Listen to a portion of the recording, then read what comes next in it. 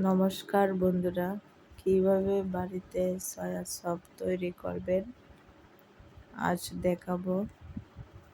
তো soya sauce তৈরি করার জন্য প্রথমে ময়দার ধোঁকা আর সয়াবিন দুটি উপকরণ থাকতে হবে।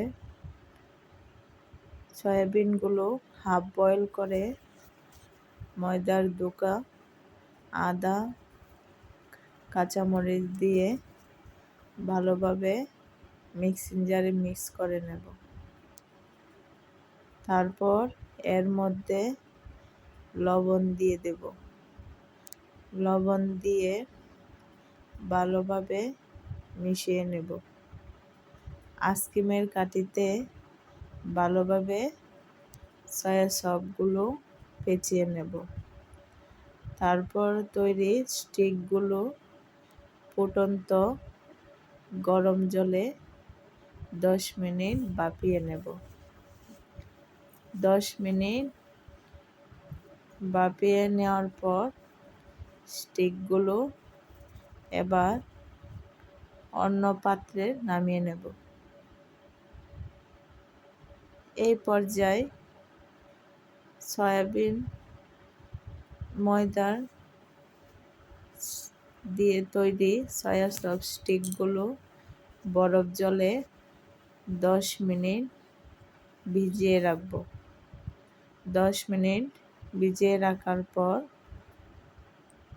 সয়া সস স্টিকগুলো সম্পূর্ণভাবে তৈরি।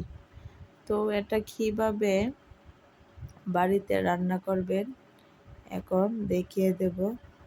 প্রথমে কড়াইতে সাদা তেল দিয়ে সয়া সসগুলো ভেজে নেব। দু পিঠ উল্টে পাল্টে ভালোভাবে লাল লাল করে ভেজে নেব, যাতে কোনো অংশ কাঁচা বা ভিতরে কাঁচা না থাকে। তো একে একে সবগুলো ভাজা হলে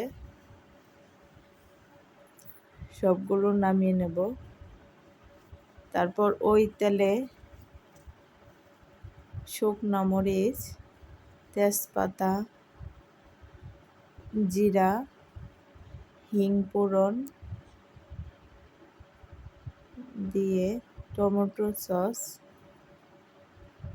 হলুদের গুঁড়া, মরিচের গুঁড়া, ধনিয়ার গুঁড়া, জিরার গুঁড়া দিয়ে তেল আসা পর্যন্ত উপরে ভালোভাবে কষিয়ে নেব। লবণ দিয়ে সয়া স্টিকগুলো এবার দিয়ে দেব।